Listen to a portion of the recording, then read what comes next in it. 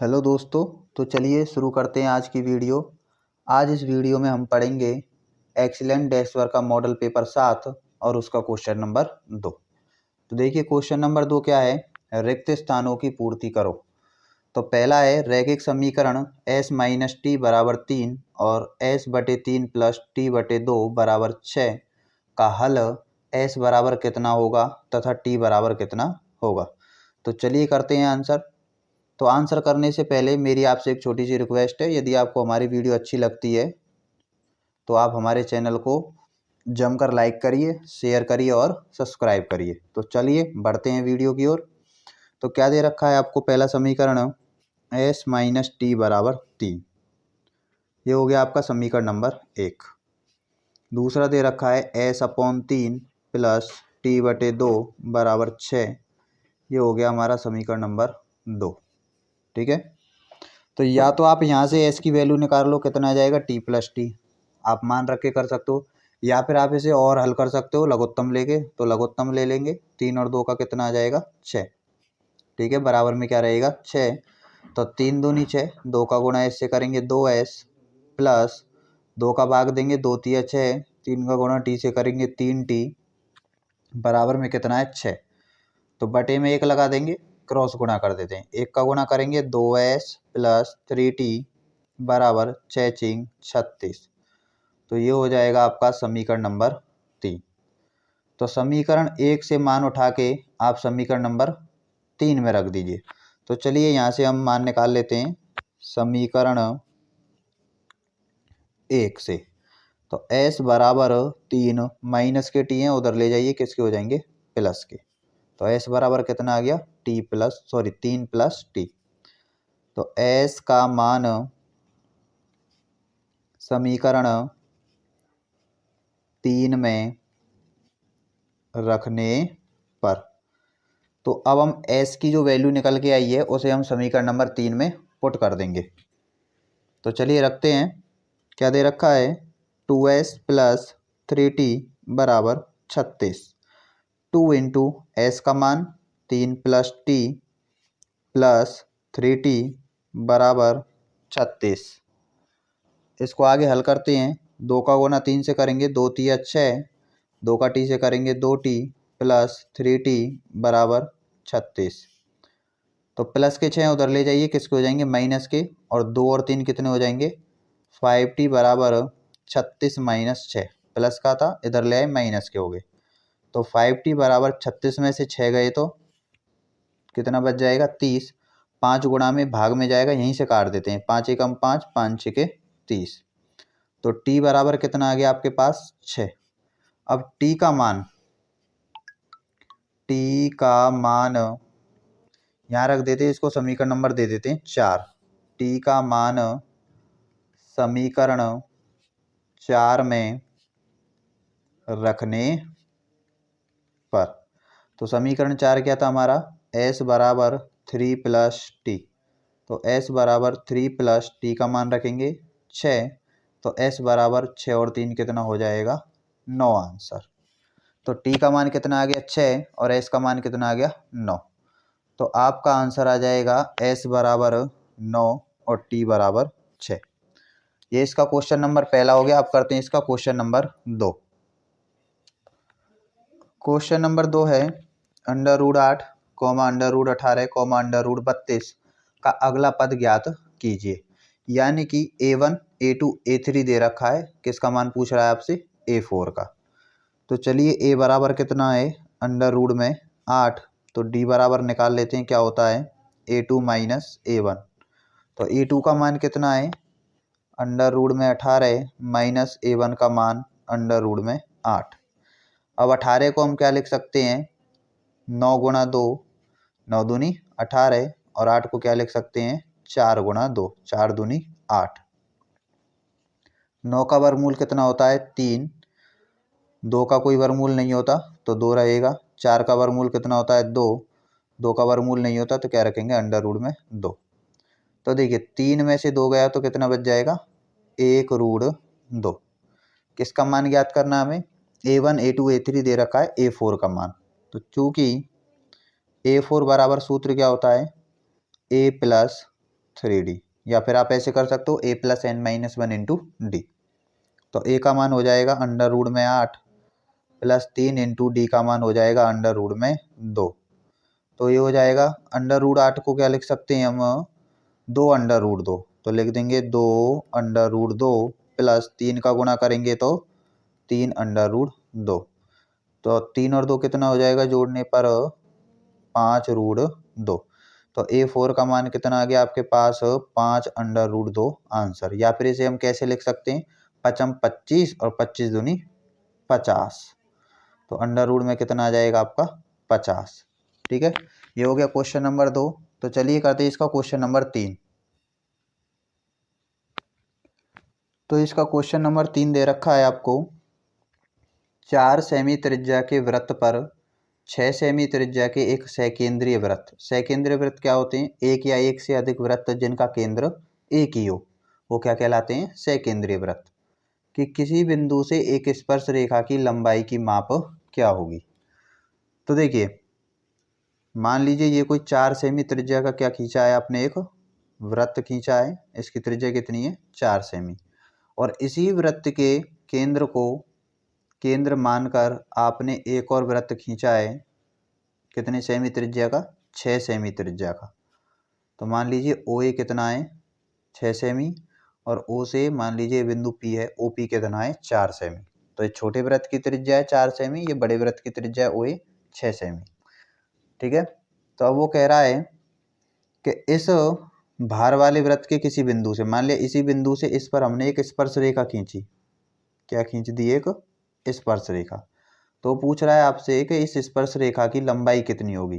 मैं इसे नाम दे देता हूँ B। तो आपको AB का मान निकालना है, तो इसके लिए हम इसे मिला देते हैं।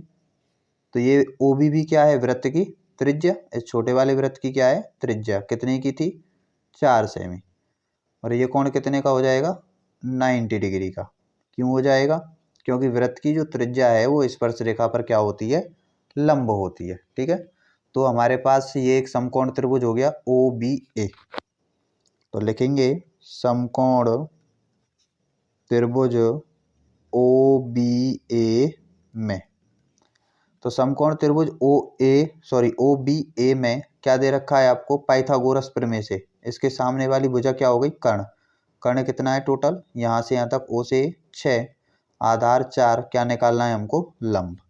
तो पाइथागोरस प्रमेय से कर्ण का वर्ग यानी कि OA का वर्ग बराबर लंब का वर्ग यानी कि OB का वर्ग प्लस आधार AB का वर्ग। ठीक है, तो OA का मान कितना है, 6, 6 का वर्ग, OB का मान 4, 4 का वर्ग। इसको आप आधार भी मान सकते हो और लंब भी मान सकते हो। ठीक है, और AB का मान कितना है वो हमें निकालना है। तो 6 का वर्ग 36, 4 का वर्ग 16, AB स्क्वायर प्लस के इधर ले आओ, किसके हो जाएंगे, माइनस के। तो 36 माइनस 16 बराबर AB स्क्वायर। तो AB स्क्वायर बराबर 36 में से 16 गया तो कितना बच जाएगा, 20। हमें किसका मान चाहिए, AB का। तो AB बराबर अंडर रूट में कितना हो जाएगा, 20।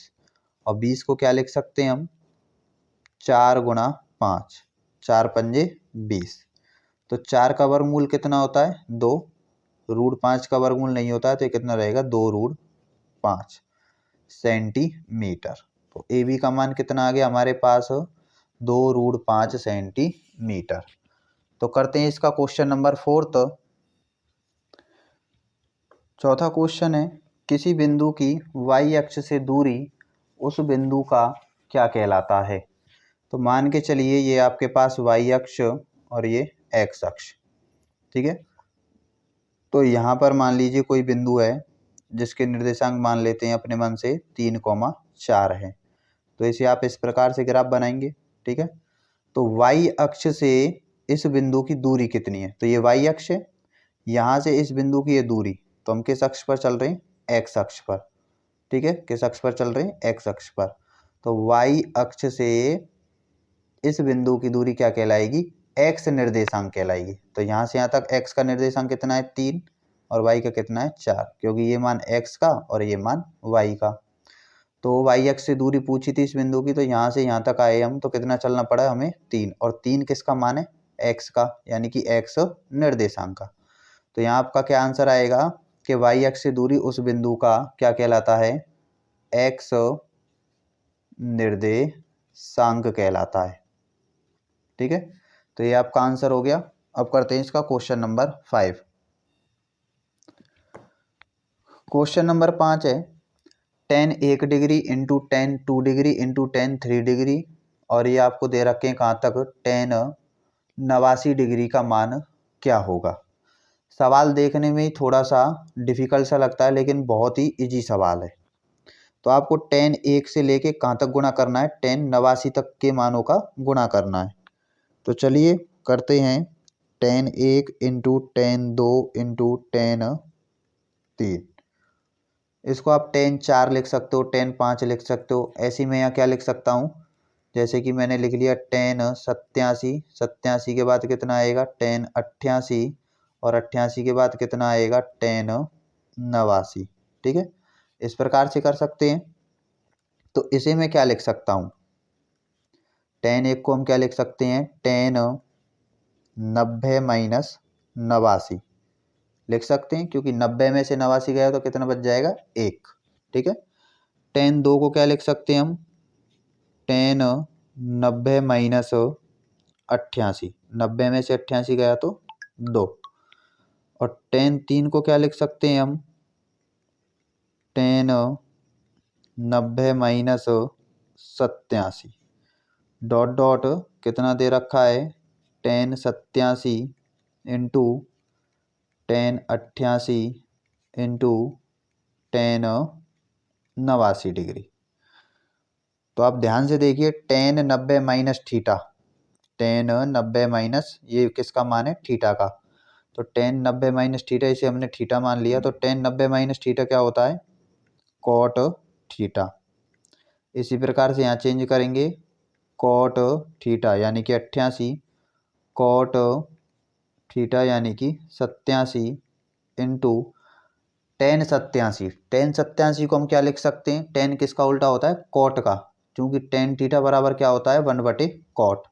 तो tan थीटा की जगह इसको क्या मान लेंगे, थीटा। तो tan थीटा की जगह क्या लिख लेंगे, 1/कॉट थीटा इंटू, इसकी जगह चेंज करेंगे, 1/कॉट थीटा इंटू 1/कॉट थीटा।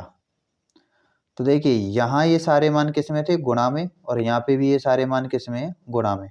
तो गुणा में अंश और हर की राशि क्या हो जाती हैं, समान राशियाँ कैंसिल हो जाती हैं। तो आपका आंसर कितना आएगा, 1 आंसर आएगा। इसी प्रकार से आप 4 का संबंध बनाओगे किससे, 86 से।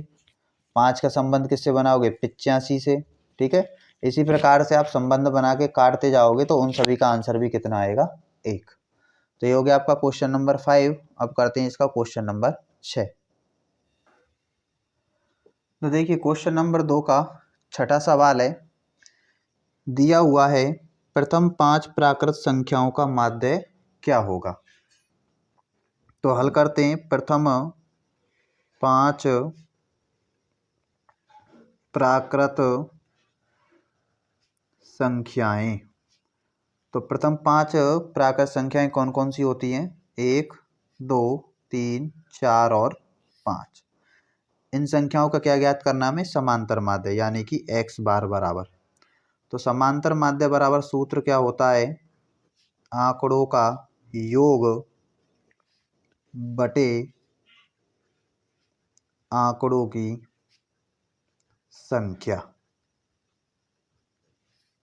तो समांतर माध्य बराबर आंकड़े दे रखे हैं हमारे पास, इनका क्या कर देंगे, योग। 1 + 2 + 3 + 4 + 5 बटे आंकड़ों की संख्या टोटल कितनी है, 5। जोड़ेंगे, 5 और 4 9, 9 और 3 12, और 2 14 और 1 15। 15/5, 5 एकम 5, 5 तिया 15। तो प्रथम 5 प्राकृत संख्याओं का माध्य कितना आ गया निकल के हमारे पास, 3। तो चलिए करते हैं इसका क्वेश्चन नंबर 3। तो देखिए क्वेश्चन नंबर 3 का पहला क्वेश्चन है, ये दे रखा है आपको 10,010, ठीक है, कितना है 10,010। तो इसको आपको अभाज्य गुणनखंडों के गुणनफल के रूप में व्यक्त करके बताना है। तो देखिए 10,010 के अभाज्य गुणनखंड। तो चलिए इसके अभाज्य गुणनखंड कर लेते हैं हम। सिंपल सा सवाल है, 2 का भाग देंगे, 2 पंजे 10, 0 में नहीं जाएगा, 1 में भी नहीं जाएगा तो भाग टूटेगी, सॉरी 0 में नहीं जाएगा तो कितना आएगा 0, फिर नहीं जाएगा भाग टूटेगी 0, फिर देंगे 10 में, 2 पंजे 10, 5 का देंगे, 5 एकम 5, 0 की 0, 0 की 0, 5 एकम 5। तो अब इसमें भाग जाएगा 3 से, 3 तिया 9, बच गया 1, 3 तिया 9 11, नहीं जाएगा। 7 से दे के देखते हैं, 7 एकम 7, बच गए कितने 3, तो ये हो जाएगा आपका 7 चौक 28, बच गए 2, 7 तिया 21, 7 से जा रहा है। फिर जाएगा 11 से, 11 एकम 11, बच गए 3, 11 तिये 33, फिर भाग देंगे 13 से, 13 एकम 13। तो गुणा करेंगे 2 गुणा 5 गुणा 7 गुणा 11 गुणा 13, तो ये आ गया आपका आंसर, ठीक है। यही पूछा था उसने कि 10,010 को अभाज्य गुणनखंडों के गुणनफल के रूप में व्यक्त कीजिए। तो हमने इसे किस में व्यक्त कर दिया, अभाज्य गुणनखंडों के गुणनफल के रूप में। करते हैं इसका क्वेश्चन नंबर 2। तो इसका क्वेश्चन नंबर 2 क्या दिया हुआ है आपको कि एक द्विघात बहुपद ज्ञात कीजिए जिसके शून्यकों का योग तथा गुणनफल क्रमशः -3 तथा 2 हैं। तो देखिए शून्यकों का योग कैसे लिखते हैं, अल्फा प्लस बीटा, कितना दिया हुआ है -3, शून्यकों का गुणनफल अल्फा इंटू बीटा बराबर कितना दिया हुआ है 2। क्या ज्ञात करना है आपको, द्विघात बहुपद। तो द्विघात बहुपद का सूत्र क्या होता है, जब आपको शून्यकों का योग तथा गुणनफल दिया हुआ हो, x square minus alpha plus beta into x plus alpha into beta. तो एक्स स्क्वायर बराबर में क्या रहती है 0, तो x square minus alpha plus beta का मान -3 into x plus alpha into beta का मान 2 बराबर 0। तो ये हो जाएगा x square minus minus plus 3 का गुणा एक्स से करेंगे 3x प्लस 2 बराबर 0। तो आपका द्विघात समीकरण कितना हो गया, x square plus 3x plus 2 बराबर 0। करते हैं इसका क्वेश्चन नंबर 3। तो देखिए इसका क्वेश्चन नंबर 3 है, बहुपद 4s square minus 4s plus 1 के शून्य ज्ञात कीजिए। तो सबसे पहले बहुपद को किसके बराबर मानेंगे, PS बराबर कितना है 4s स्क्वायर माइनस के 4s प्लस का 1। अब पहले पद का और तीसरे पद का गुणा करेंगे तो 4s स्क्वायर इंटू 1 बराबर कितना आएगा 4s स्क्वायर। बीच वाले पद को 2 भागों में तोड़ दीजिए, गुणा करने पर कितना आना चाहिए 4s स्क्वायर, और जोड़ने घटाने पर कितना आना चाहिए माइनस के 4s। तो 4s स्क्वायर माइनस के 2s ले लिए और साथ में मैंने ले लिया माइनस के 2s और प्लस का कितना है 1। तो देखिए 2 और 2 कितने हो जाएंगे माइनस के 4s हो जाएंगे, गुणा करेंगे तो 2 दूनी 4, s का गुणा s से s स्क्वायर, माइनस माइनस क्या हो जाएगा प्लस, इन दोनों में से और इन दोनों में से कॉमन निकालिए, कितना आएगा कॉमन 2s, भाग देंगे कितना बचेगा 2s माइनस 2s का 2s में भाग देंगे एक बार, माइनस इन दोनों में से कॉमन कितना आ रहा है 1, तो क्या बचेगा 2s प्लस माइनस माइनस 1 का भाग 1 में कितना आएगा 1। तो देखिए मुझे ध्यान आ गया, एक तरीके से और कर सकते हैं इसको, इसे आप क्या कर सकते हो a square plus B square minus 2ab, उस तरीके से भी हल कर सकते हो, उससे भी इसका आंसर सेम ही आएगा।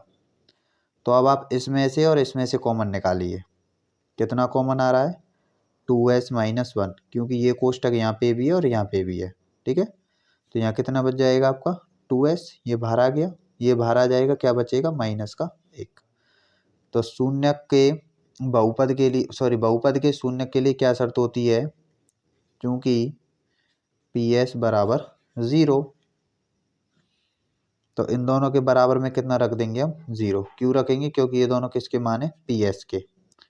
तो जब 2s माइनस 1 बराबर 0, तो 2s माइनस का 1 इधर ले जाएंगे प्लस का, 2 गुणा में किस में जाएगा? भाग में।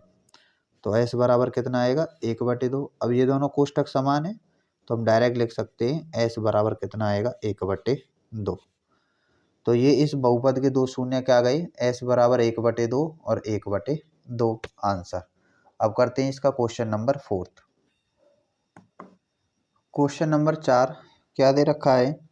a का वह मान ज्ञात कीजिए जिसके लिए निकाय ax प्लस 2y बराबर 5 तथा 3x प्लस y बराबर 1 का कोई भी हल नहीं होगा। तो आपको a का मान ज्ञात करना है कब? जब इन समीकरण निकाय का कोई भी हल नहीं है। तो पहला समीकरण क्या है? ax प्लस 2y बराबर 5। 5 को इधर ले आते हैं। ax प्लस 2y प्लस के 5 है, माइनस के हो जाएंगे, बराबर में क्या रह जाएगी? 0। समीकरण नंबर 1।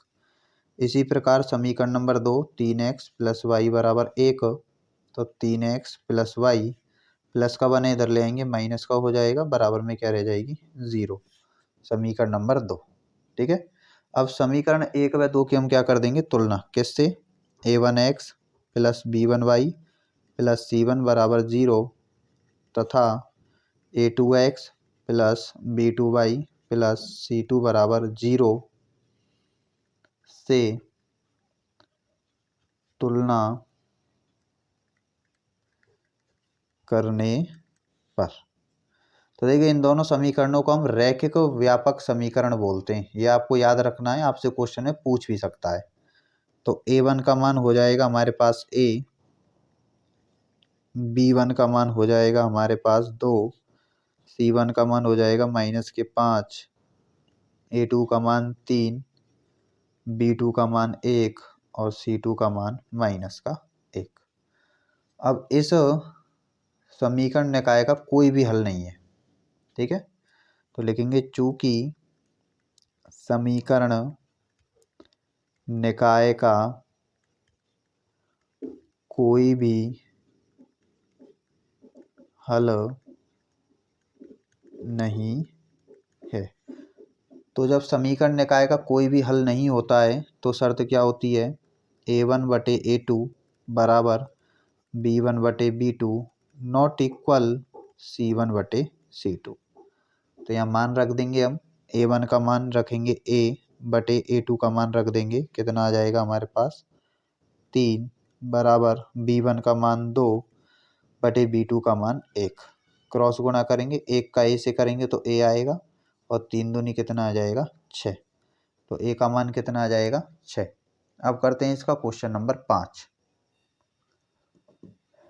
क्वेश्चन नंबर 5 दिया हुआ है, यदि द्विघात समीकरण x² plus 2x minus p बराबर 0 का एक मूल यानी कि x का मान दे रखा है -2 हो तो आपको p का मान ज्ञात करना है। तो चलिए करते हैं। द्विघात समीकरण क्या है? x² प्लस के 2x माइनस के p बराबर 0 और एक मूल कितना है? -2 यानी कि x का मान -2।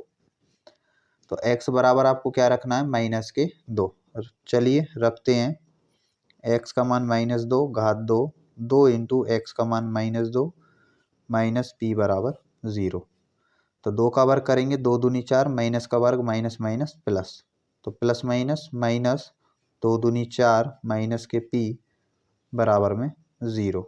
तो 4 से 4 कैंसिल हो गया, तो माइनस के p बराबर 0, या फिर इसे हम क्या लिख सकते हैं? p बराबर 0, क्योंकि माइनस है इधर दे देंगे 0 में, कितना हो जाएगा? 0। तो p बराबर कितना आंसर आ गया? 0। अब करते हैं इसका क्वेश्चन नंबर 6। क्वेश्चन नंबर 6 है, द्विघात समीकरण ज्ञात कीजिए जिसके मूल 3 व 1/3 हो। तो आपको किसी द्विघात समीकरण के मूल दे रखे हैं, तो मैंने माना अल्फा बराबर 3 और बीटा बराबर 1/3। तो शून्यकों का योग ज्ञात कर लेते हैं। अल्फा प्लस बीटा, तो 3 प्लस 1/3 3 तिया 9, 9 और 1 10, कितना आ जाएगा 10/3। अल्फा इंटू बीटा बराबर क्या हो जाएगा 3 इंटू 1/3, 3 से 3 कैंसिल हो गया, कितना बच जाएगा 1। क्यों निकाले हमने अल्फा प्लस बीटा और अल्फा इंटू बीटा के मान? क्योंकि द्विघात समीकरण बनाने के लिए क्या सूत्र होता है? द्विघात समीकरण के सूत्र से बनाते हैं x² minus alpha plus beta into x plus alpha into beta बराबर 0। इसलिए हमने किसके मान निकाले थे? अल्फा प्लस बीटा के और अल्फा इंटू बीटा के। तो मान रखेंगे x² minus alpha plus beta का मान 10/3 into x plus alpha into beta का मान 1 बराबर में क्या रह जाएगी 0। तो ये हो जाएगा x² माइनस के x से गुणा करेंगे तो 10x/3 प्लस 1 बराबर 0। इसके बटे में 1 और इसके बटे में 1, ले से कितना आ जाएगा 3, 1 तिया 3, 3 एकम 3, 3 एकम 3, 10 एकम 10, 1 तिया 3, 3 एकम 3 बराबर में 0। बटे में 1 लगा के क्या कर देंगे क्रॉस गुणा, 1 का गुणा करेंगे इससे तो 3x² माइनस के 10x प्लस के 3 बराबर 3 का गुणा 0 से करेंगे तो कितना आएगा 0। तो हमारा द्विघात समीकरण कितना आ गया 3x² माइनस के 10x प्लस के 3 बराबर 0। करते हैं इसका क्वेश्चन नंबर 7। क्वेश्चन नंबर 7 है, यदि कोई बिंदु वृत्त पर स्थित है। तो देखिए एक वृत्त बना लेते हैं इस प्रकार से, और इस वृत्त पर कोई बिंदु मान लिया हमने ए स्थित है। तो यदि कोई बिंदु वृत्त पर स्थित है तो इस बिंदु से होकर जाने वाली वृत्त की कितनी स्पर्श रेखाएं हैं? तो इस बिंदु से होकर जाने वाली कितनी स्पर्श रेखाएं हैं?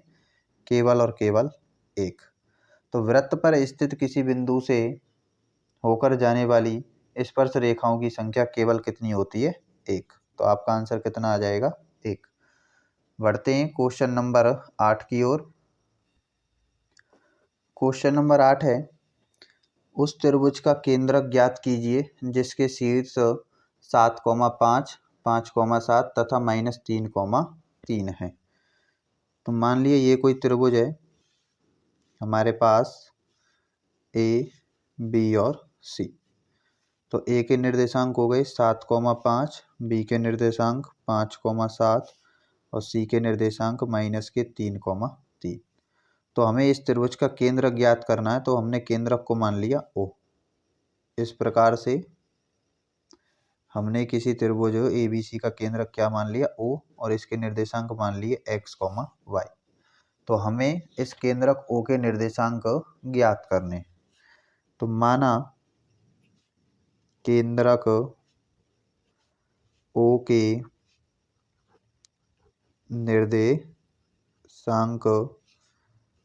x, y हैं, तब x बराबर केंद्रक निकालने के लिए सूत्र क्या होता है x1 plus x2 plus x3 बटे में 3।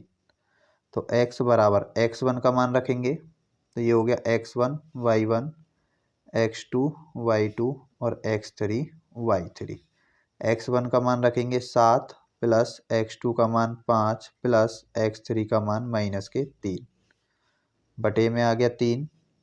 x बराबर 7 और 5 12 प्लस माइनस 3/3 बराबर 12 में से 3 गए तो 9/3, 3 एकम 3, 3 तिया 9। तो x का मान कितना आ गया 3। इसी प्रकार निकालेंगे हम किसका मान y का।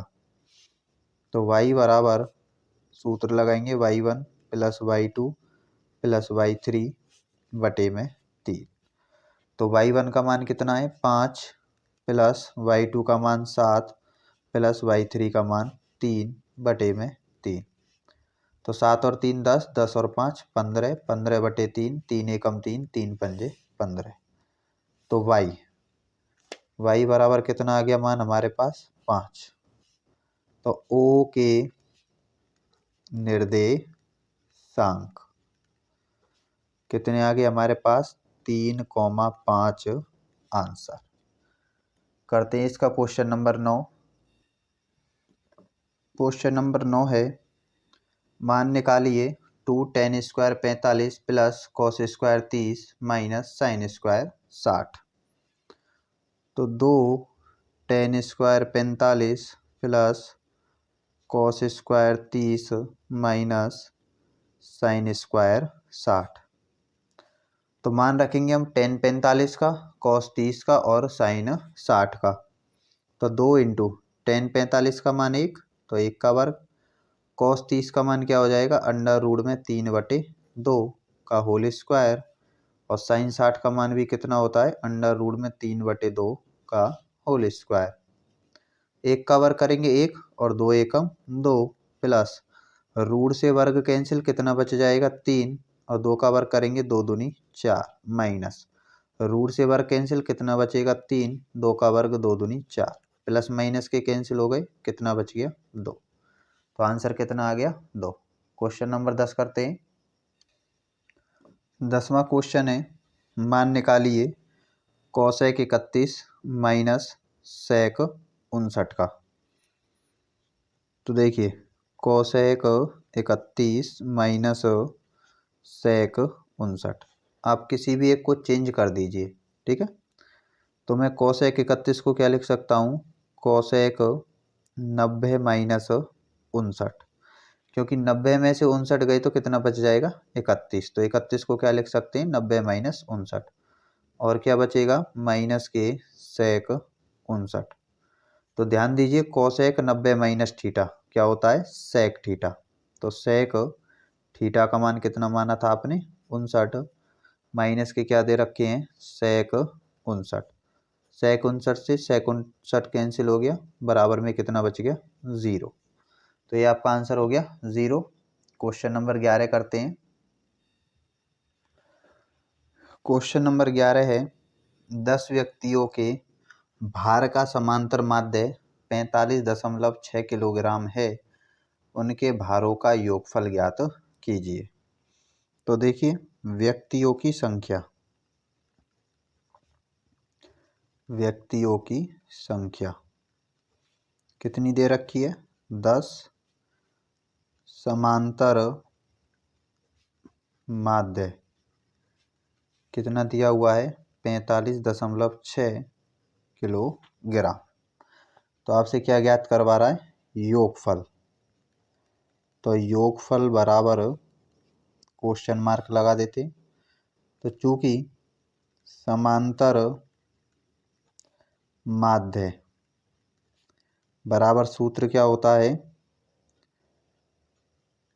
भारों का योग बटे व्यक्तियों की संख्या। कैसे भी लिख सकते हैं आप इस सूत्र को, या फिर ऐसे लिख सकते हैं आंकड़ों का योग बटे आंकड़ों की संख्या। तो समांतर माध्य कितना है मान रखेंगे 45.6, भारों का योग मैंने मान लिया, मान के चलिए मैं x मान लेता हूँ, x बटे व्यक्तियों की संख्या कितनी दे रखी है 10, बटे में 1 लगा के क्रॉस गुणा करेंगे, x एकम x, 10 का गुणा करेंगे तो 0.1 अंक बाद खिसक जाएगा, कितना आएगा 456। तो योगफल कितना आ गया x बराबर 456 आंसर।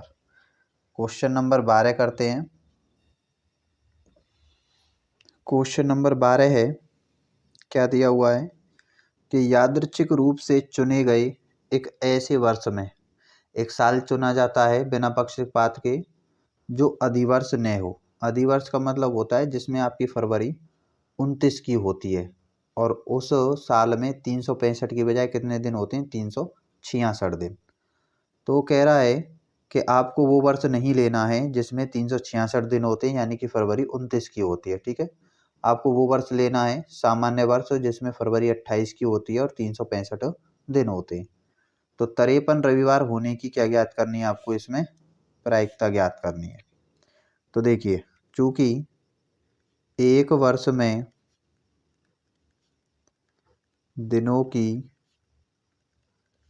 संख्या बराबर 365, तो एक वर्ष में दिनों की संख्या कितनी होती है 365। अब मैं आपसे पूछूं कि 365 दिनों में सप्ताह कितने होते हैं, तो सप्ताह निकालने के लिए कितने का भाग देंगे, 7 का। तो लिखेंगे सप्ताहों की संख्या बराबर 365/7। तो सतुपंजु 35, बच गया 1, 7 दूनी 14, बच गया 1। तो 52 तो कितने होते हैं, सप्ताह होते हैं, और एक दिन क्या बच जाता है, शेष बच जाता है। 365 दिन में से 52 तो सप्ताह होते हैं और एक दिन कैसा बच जाता है हमारे पास, शेष। तो आप ध्यान दीजिए, इन 52 सप्ताह में, यानी कि इन 52 सप्ताह में 52 रविवार तो होंगे ही होंगे, सीधी सी बात है, ठीक है। इन 52 सप्ताह में 52 रविवार तो होंगे ही होंगे, 52 रविवार होंगे, 52 सोमवार होंगे, प्रत्येक बार कितना होगा, 52 होगा, ठीक है। लेकिन ये जो एक दिन बचा हुआ है, यह उन 7 दिनों में से कौन कौन से, सोमवार, मंगलवार, बुधवार, बृहस्पतिवार, शुक्रवार, शनिवार और रविवार, इन 7 दिनों में से कोई सा भी हो सकता है एक दिन। हो सकता है ये दिन आपका जो एक दिन शेष बच रहा है वो रविवार आ जाए, सोमवार आ जाए, मंगलवार आ जाए, बुधवार आ जाए, बृहस्पतिवार आ जाए, शुक्रवार आ जाए, शनिवार आए, कुछ भी आ सकता है। तो ये एक दिन किस में से आएगा, उन 7 दिनों में से। तो यहाँ लिखेंगे कुल परिणाम कितने हो जाएंगे, 7, क्योंकि ये एक दिन कितने दिनों में से आ सकता है, 7 दिनों में से, ठीक है। अगर वो आपसे क्या पूछा, 53 रविवार होने की क्या प्रायिकता है, तो 7 दिन में से एक दिन ऐसा होगा जो क्या होगा, आपका रविवार होगा। क्या होगा, रविवार। तो रविवार आने के अनुकूल परिणाम कितने हैं, रविवार आने के अनुकूल परिणाम कितने हो जाएंगे, 1। तो प्रायिकता अनुकूल परिणाम बटे कुल परिणाम, तो आंसर कितना आएगा, 1/7। ये आपको विशेष रूप से ध्यान रखना है, ये एक दिन जो शेष बचेगा वो 7 दिनों में से आएगा, क्योंकि 52 सप्ताह में 52 रविवार तो हमारे पहले ही क्लियर हो गए। हमें रविवार कितने चाहिए थे, 53, तो हमें एक रविवार की और आवश्यकता है। तो 52 में एक जोड़ेंगे तभी आपका 53 आएगा। तो इन 7 दिन में से कोई सा भी एक दिन क्या हो सकता है, रविवार। केवल एक ही दिन होगा, 2 दिन नहीं हो सकते, क्योंकि रविवार के बाद रविवार नहीं आएगा, कितना आएगा, सोमवार, और शनिवार के बाद रविवार आएगा, ठीक है। तो एक दिन इन 7 दिनों में से क्या हो सकता है, रविवार। यदि वो दिन ही हमारा रविवार हो गया, ठीक है, तो 52 और 1 कितने हो जाएंगे, 53 रविवार, ठीक है। तो आज की वीडियो में हम इतना ही करेंगे, आगे के क्वेश्चन हम अगली वीडियो में हल करेंगे। तो हमारे चैनल को ज़्यादा से ज़्यादा लाइक कीजिए, शेयर कीजिए और कृपया करके सब्सक्राइब कीजिए।